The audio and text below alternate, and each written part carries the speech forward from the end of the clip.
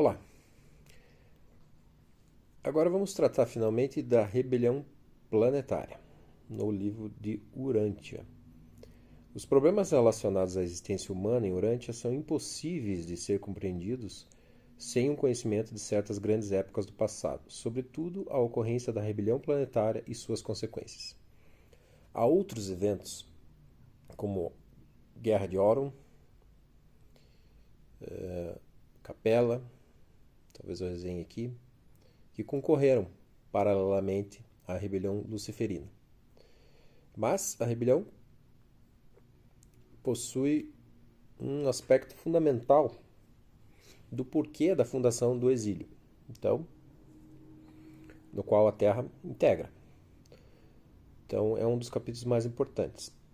Embora esse levante não haja interferido seriamente no progresso da evolução orgânica, modificou acentuadamente o curso da evolução social e espiritual. Toda a história suprafísica do planeta foi profundamente influenciada por essa devastadora calamidade. Houve uma prostração evolutiva, espiritual, social, um impedimento magnético de contato direto com Deus também. Isso vai ser. Eu quero ver se eu consigo encontrar alguns textos a respeito. E fomos cerceados também do intercâmbio, né? Enquanto estivermos dentro do exílio, isso não vai acontecer. Traição de Caligaste. Por 300 mil anos, Caligaste havia atuado como encarregado de Urântia. Quando Satã, o assistente de Lúcifer, fez uma das suas visitas periódicas de inspeção. E quando Satã chegou a esse planeta, a sua aparência de nenhum modo assemelhava-se às vossas caricaturas de majestade nefasta. Ele era e ainda é um filho Lalonandek de grande brilho. E não é de se espantar, pois o próprio Satã é uma brilhante criatura de luz. No decurso dessa inspeção, Satã informou a Caligastia que Lúcifer então propunha uma declaração de liberdade. E como sabemos agora, o príncipe concordou em trair o planeta quando do anúncio da rebelião. As personalidades leais do universo demonstram ter um desdém peculiar pelo príncipe Caligaste, pelo motivo de sua traição premeditada da confiança. O filho criador falou desse desprezo quando disse: Tu és como Lúcifer, o teu líder, pois tu perpetraste a iniquidade dele de um modo culpável. Ele foi um falsificador desde o princípio, quando se auto-exaltava, porque não estava com a verdade. Então, quem tentou Jesus na sua encarnação foi Caligaste. Em todo o trabalho administrativo de um universo local, nenhum cargo é de confiança mais sagrado do que a fidelidade esperada de um príncipe planetário, que assume a responsabilidade pelo bem-estar e pela orientação dos mortais em evolução, em um mundo recentemente habitado. E de todas as formas do mal, nenhuma é mais destrutiva para a constituição da personalidade do que a traição da confiança e a deslealdade à confiança dos amigos. Ao cometer deliberadamente esse pecado, Caligastia distorceu tão completamente a sua personalidade que a sua mente nunca mais foi capaz de recuperar plenamente o equilíbrio. Há muitas maneiras de ver o pecado, mas do ponto de vista filosófico do universo, o pecado é a atitude de uma personalidade que está conscientemente resistindo a aceitar a realidade cósmica. O erro poderia ser considerado como uma concepção errônea ou distorção da realidade. O mal é uma compreensão parcial das realidades do universo, ou um ajustamento defeituoso a elas. O pecado, porém, é uma resistência proposital à realidade divina, uma escolha consciente de opor-se ao progresso espiritual, ao passo que a iniquidade consiste em um desafio aberto e persistente da realidade reconhecida e significa um tal grau de desintegração da personalidade que beira a insanidade cósmica. O erro sugere uma falta de agudez intelectual, o mal, uma deficiência de sabedoria, o pecado, uma pobreza espiritual abjeta. A iniquidade, todavia, indica o desaparecimento do controle da personalidade. Então, quando chega ao estado do iníquo, seria mais ou menos como o psicopata, né? De, se não impossível, muito difícil recuperação. E é o que se adequa, digamos assim, ao conceito da Igreja Católica de seres que seriam inexoravelmente maus. Assim como a Igreja considera, diferente do Espiritismo, né, onde estão todos dentro de um ciclo evolutivo, são todos espíritos, num determinado nível evolutivo, a Igreja considera anjos como inexoravelmente bons e os diabos, né, os demônios, como inexoravelmente maus, né? Quando o pecado por tantas vezes é escolhido e tão frequentemente repetido, pode tornar-se habitual. Os pecadores habituais podem facilmente tornar-se iníquos, podem tornar-se rebeldes. Existem vários tratados espíritas que vão dizer que, a partir do momento que o indivíduo insiste no pecado, insiste no mal, no comportamento maléfico, ele pode ser alvo mais fácil de obsessores. É liberado o ataque dos obsessores. Ele perde a proteção normal que nós, como espíritos encarnados, temos aqui. Outros vão tratar que se trata de uma sintonia de frequência. A partir do momento que você sintoniza a frequência desses seres, e por isso o fascínio é perigoso, né? Inclusive em relação a civilizações alienígenas, né? O fascínio é muito perigoso, porque você pode entrar numa frequência que você não consegue sair. É preciso tomar muito cuidado com vigílias ufológicas, com invocações espirituais, né? É interessante que haja um grupo coletivo e um grupo coletivo afinado com o bem, para atrair seres positivos, né? Não que você não possa fazer individualmente, mas você tem que estar com o pensamento afinado, para evitar obsessão, poltergeist, né? Os pecadores habituais podem facilmente tornar-se iníquos, então, né? Podem tornar-se rebeldes com todo o seu ser contra o universo e todas as suas realidades divinas. Ao mesmo tempo em que todas as formas de pecado podem ser perdoadas, duvidamos que o iníquo estabelecido possa jamais sentir um arrependimento sincero pelos seus erros, ou aceitar o perdão pelos seus pecados. O eclodir da rebelião. Pouco depois da inspeção de Satã, e quando a administração planetária estava às vésperas da realização de grandes coisas em Urantia, um dia, no meio do inverno dos continentes nórdicos, Caligastia teve uma conversa prolongada com seu adjunto, Daligastia, depois da qual este último convocou os 10 conselhos de Urantia para uma sessão extraordinária. Essa reunião foi aberta com a declaração de que o príncipe Caligastia estava prestes a proclamar a si próprio soberano absoluto de Urantia e exigia que todos os grupos administrativos abdicassem, colocando todas as suas funções e poderes nas mãos de Daligastia, designado como responsável enquanto se fazia a reorganização do governo planetário e a redistribuição posterior desses cargos de autoridade administrativa. Como um golpe, né? Talvez o ser humano reproduza essa dinâmica de golpes, né? De quando em quando. Mentalidade revolucionária, né? O mal, ele é revolucionário. Ele não respeita o tempo de evolução, o tempo de aprendizado. A apresentação dessa exigência surpreendente foi seguida pelo apelo magistral de Van, presidente do Conselho Supremo de Coordenação. Esse eminente administrador e jurista de talento qualificou o decorrer da proposta de Caligastia como um ato que beirava a rebelião planetária e exortou os presentes a abster-se de toda a participação, até que um apelo pudesse ser levado a Lúcifer, o soberano do sistema de Satã. E este ganhou o apoio de todo o corpo de assessores. Em consequência, o apelo foi levado a Jerusalém, de onde vieram ordens que designavam Caligastia como o supremo soberano de Urantia e que demandavam obediência absoluta e inquestionável aos mandados dele. E foi em resposta a essa surpreendente mensagem que o nobre Van fez um memorável discurso de 7 horas de duração, no qual ele formalmente fazia a acusação de que Daligastia, Caligastia e Lúcifer estavam desacatando a soberania do universo de Nebadon. E ele apelava para o apoio e a confirmação dos Altíssimos de Edênia. Nesse ínterim, os circuitos do sistema foram cortados. Urantia estava isolado. Então aqui tem um aspecto magnético. Muitos tratados mediúnicos e até ufológicos mencionam uma barreira magnética que nos isola. E aspecto de comunicação, aspecto de transporte, de contato.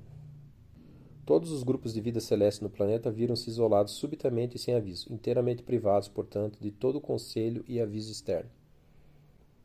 Daligastia formalmente proclamou Caligastia o deus durante e supremo perante todos. Diante dessa proclamação, as questões ficavam claramente delineadas. A cada grupo separou-se de per si e deu início às deliberações. Há discussões destinadas finalmente a determinar a sorte de cada personalidade supra-humana no planeta. Serafins, querubins, outros seres celestes estavam envolvidos nas decisões dessa luta amarga, desse conflito longo e pecaminoso. Muitos grupos supra-humanos que estavam em Urântia, por acaso, na ocasião desse isolamento, ficaram detidos aqui. E como os serafins e os seus colaboradores se viram obrigados a escolher entre o pecado e a retidão, entre os caminhos de Lúcifer e a vontade do Pai não visível. Até hoje, o que se conhece por Matrix aprisiona seres aqui. Por isso é um tanto arriscado para seres fora do exílio virem aqui com forma física, e os que escolhem encarnar já sabem que podem ficar aprisionados aqui. Podem adquirir karmas a partir da aquisição da cultura humana, né? Podem adquirir karmas e ficarem eternamente aprisionados e perder o contato com a sua civilização. Por mais de 7 anos, essa luta continuou. E as autoridades de Edenia não quiseram interferir nem intervir, enquanto todas as personalidades envolvidas não houvessem ainda tomado a sua decisão final. Então eles quiseram identificar os traidores e aqueles que se mantinham fiéis ao Deus Criador.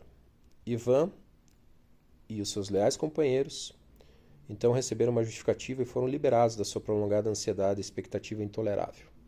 Os 7 anos cruciais. O eclodir da rebelião em Jerusalém, a capital de Satânia, foi difundido pelo Conselho Melquisedese. Os Melquisedeses emergenciais foram imediatamente despachados para Jerusalém e Gabriel fez-se voluntário para atuar como representante do Filho Criador, cuja autoridade tinha sido desafiada. Junto com a teletransmissão do fato da rebelião em Satânia, o sistema ficou isolado dos sistemas irmãos, em quarentena. Havia guerra nos céus, na sede central de Satânia, e essa se espalhou até todos os planetas no sistema local. Em Urântia, 40 membros do corpo dos 100 assessores corpóreos, incluindo Van, recusaram-se a unir à insurreição. Muitos dos assistentes humanos do corpo dos assessores, os modificados e outros, foram também defensores bravos e nobres de Micael e do seu governo no universo. Houve uma perda terrível de personalidades entre os serafins e querubins. Quase a metade dos serafins administradores e de transição designados para o planeta ficou com o seu líder e com o Daligastia, em apoio à causa de Lúcifer.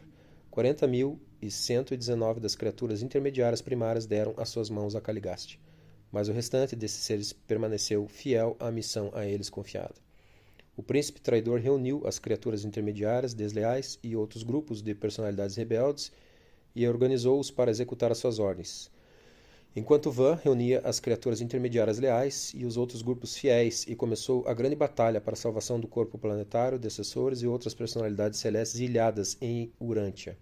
Durante os tempos dessa luta, os grupos leais moraram em um acantonamento sem muros e mal protegido, em uns poucos quilômetros a leste de Dalamat, mas as suas habitações eram guardadas dia e noite pelas criaturas intermediárias leais, sempre vigilantes e alertas, e eles tinham consigo a posse da inestimável árvore da vida. No eclodir da rebelião, os querubins e os serafins leais, com a ajuda de 3 criaturas intermediárias fiéis, assumiram a custódia da árvore da vida e permitiram apenas que os 40 membros leais do corpo de assessores e os seus companheiros mortais modificados tivessem acesso à fruta e às folhas dessa planta energética.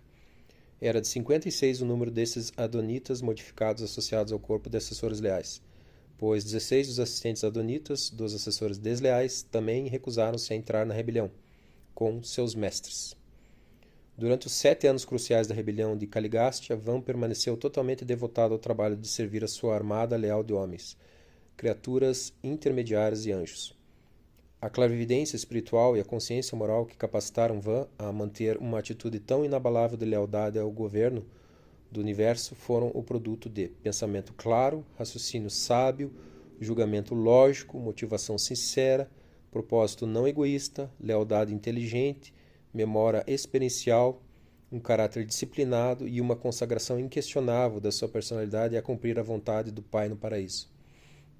Aqui nós temos alguns eixos para quem busca recodificação moral, para sair da Matrix, ou ser resgatado por alguma civilização da qual seja originário.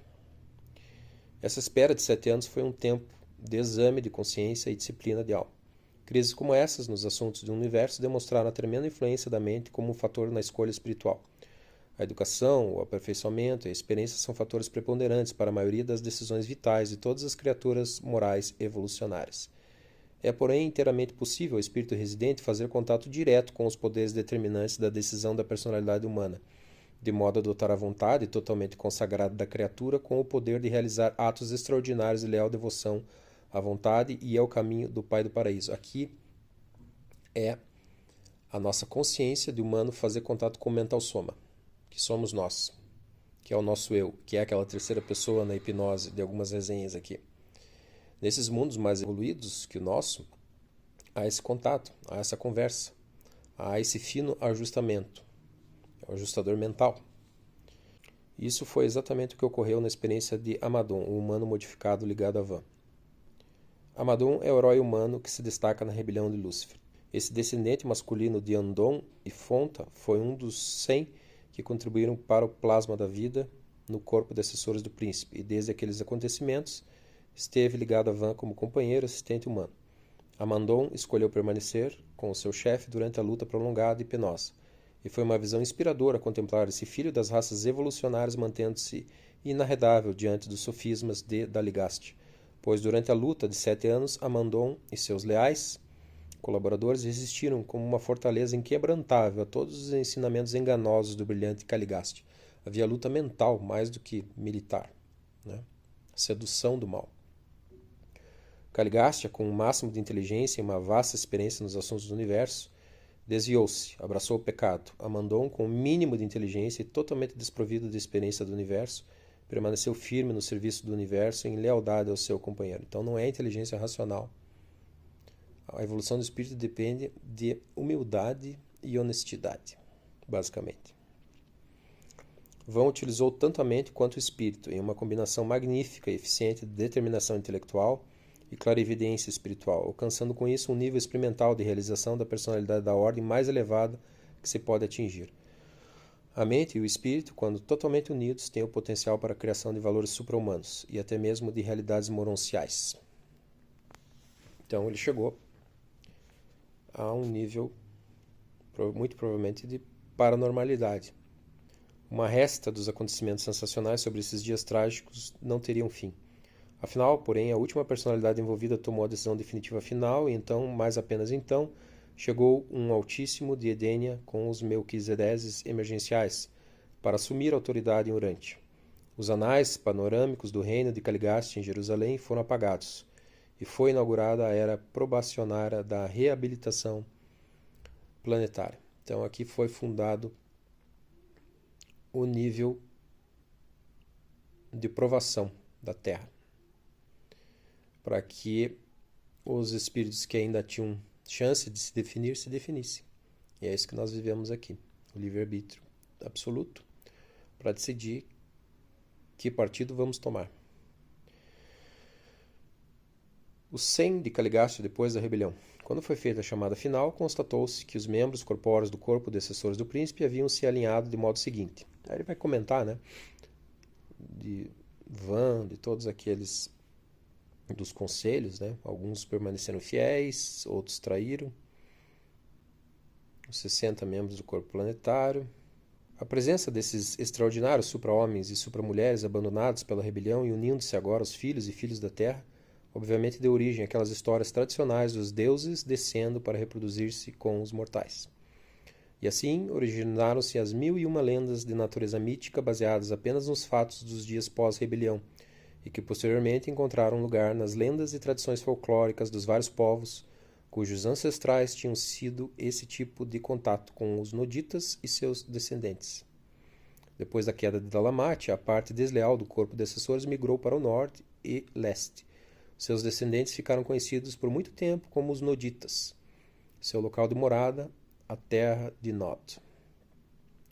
O grupo de assessores rebeldes, privado da subsistência espiritual, finalmente teve morte natural, e a idolatria subsequente das raças humanas, em grande parte, teve a sua origem no desejo de perpetuar a memória desses seres altamente enaltecidos dos dias de Caligaste. Quando o corpo dos 100 assessores veio para Urântia, estavam temporariamente separados dos seus ajustadores do pensamento. Imediatamente depois da chegada dos administradores Melquisedeses, as personalidades leais, exceto Van, foram reenviadas a Jerusalém e religadas aos seus ajustadores, que estavam aguardando. Não conhecemos a sorte dos 60 assessores rebeldes. Os ajustadores deles ainda permanecem em Jerusalém. As questões, sem dúvida, ficarão como estão até que toda a rebelião de Lúcifer seja finalmente julgada e até que seja decretada a sorte de todos os seus participantes. Foi muito difícil para os seres como os anjos e criaturas intermediárias conceberem que governantes brilhantes e de confiança, como Caligastia e Daligastia, pudessem desviar-se, cometendo o pecado da traição.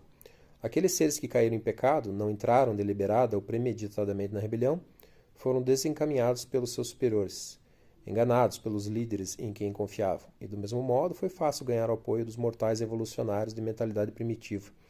A grande maioria dos seres humanos e supra-humanos que foram vítimas da rebelião de Lúcifer em Jerusalém e nos vários planetas desviados há muito já se arrependeram sinceramente da própria loucura.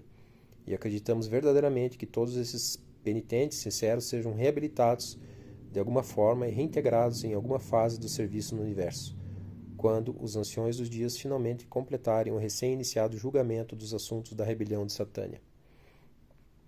Os resultados imediatos da rebelião.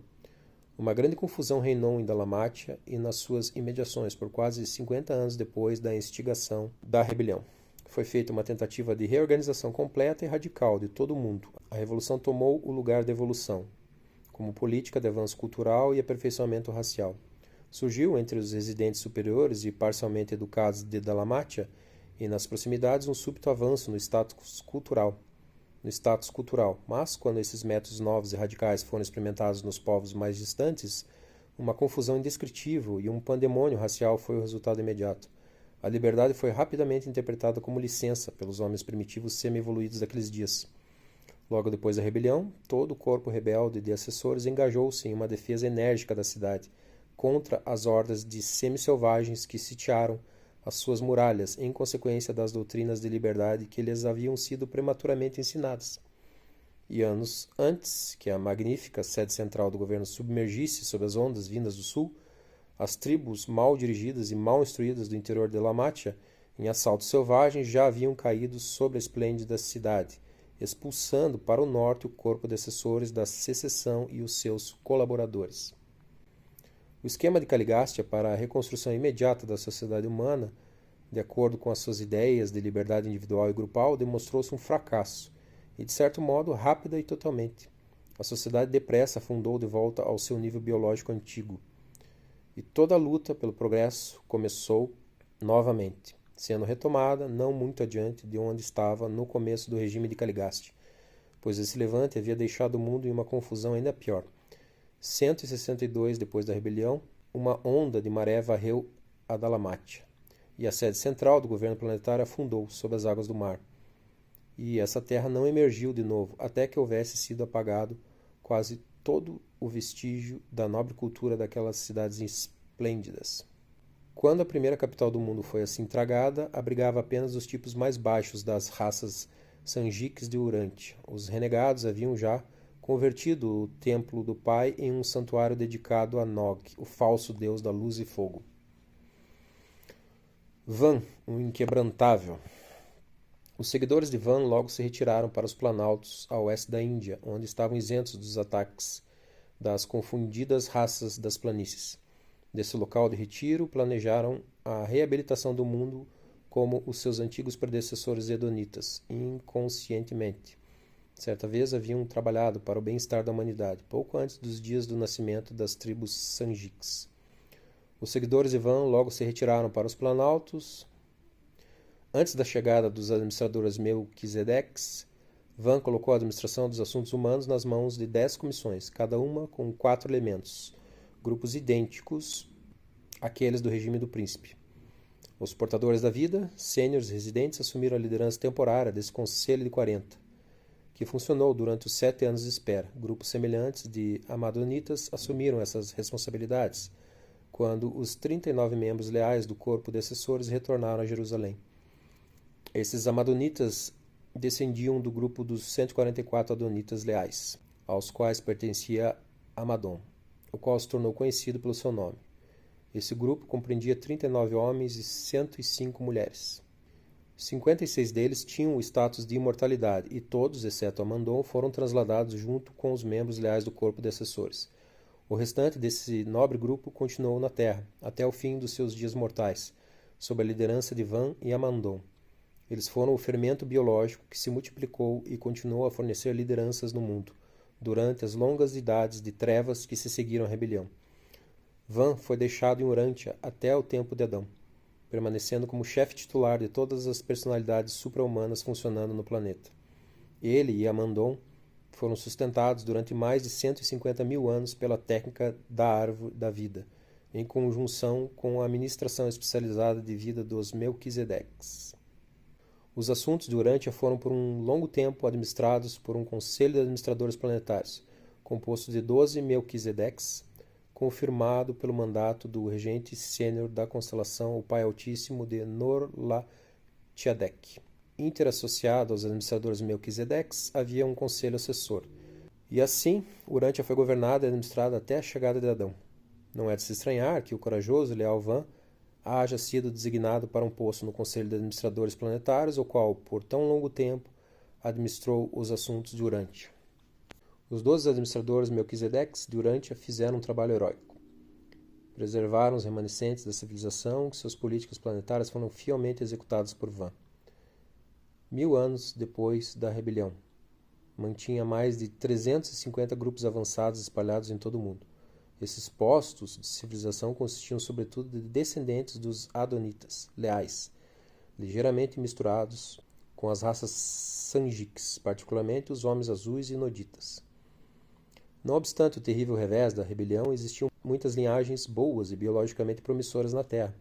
Sob a supervisão dos administradores Melquisedeques, Van e Amandon continuaram o trabalho de fomentar a evolução natural da raça humana, levando adiante a evolução física do homem, até que se alcançasse o ponto culminante que justificaria o envio de um filho e de uma filha material para Urantia.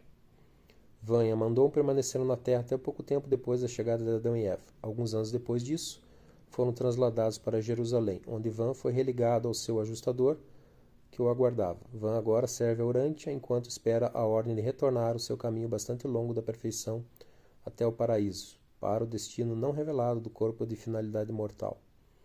Ora, informação. Deve ficar registrado que quando Van apelou aos Altíssimos de Dentia, depois de Lúcifer haver sustentado Caligaste em Urantia, os pais da constelação despacharam uma decisão imediata, apoiando Van em todos os pontos da contenda. Esse veredito não conseguia chegar até Van, porque os círculos planetários de comunicação foram cortados quando ele estava em trânsito. Só recentemente essa diretiva efetiva foi descoberta, alojada em um relé de transmissão de energia, onde ficara bloqueada desde o isolamento de Urantia. Sem essa descoberta, feita em consequência das investigações de criaturas intermediárias de Urantia, a liberação dessa decisão teria esperado o restabelecimento de Urantia nos circuitos da constelação. E esse acidente aparente de comunicação interplanetária pode ocorrer porque os transmissores de energia podem receber e transmitir informações, mas não podem ter a iniciativa da comunicação. O status de Van, tecnicamente nos anais jurídicos de Satânia, não foi estabelecido de fato, finalmente, senão quando essa diretriz dos pais de Edenia foi registrada em Jerusalém. As repercussões remotas do pecado. As consequências pessoais centrípetas da rejeição voluntária e persistente que uma criatura faz da luz são tanto inevitáveis quanto individuais, e não são senão do interesse da deidade e da própria criatura. Essa colheita de iniquidade destruidora da alma é fruto interno da criatura volitiva iníqua. Entretanto, não acontece assim com as repercussões externas do pecado. As consequências impessoais centrífugas do abraçar do pecado são tão inevitáveis quanto coletivas, sendo do interesse de cada criatura que funcione dentro do raio de ação afetado por tais acontecimentos. Aqui o karma, né? Lei da causa e efeito. Cerca de 50 mil anos depois do colapso da administração planetária, os assuntos terrenos estavam tão desorganizados e atrasados que a raça humana se havia adiantado pouquíssimo em relação ao status evolucionário geral existente no tempo da chegada de Caligaste. 350 mil anos antes. Sob certos aspectos, fora feito algum progresso. Em outras direções, muito terreno fora perdido. O pecado jamais tem efeitos puramente localizados. Os setores administrativos dos universos são como organismos.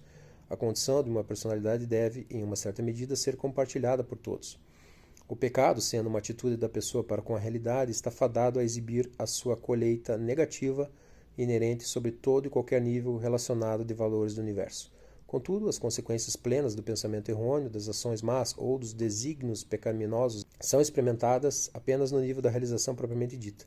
A transgressão de uma lei do universo pode ser fatal no reino físico, sem envolver seriamente a mente, sem prejudicar a experiência espiritual.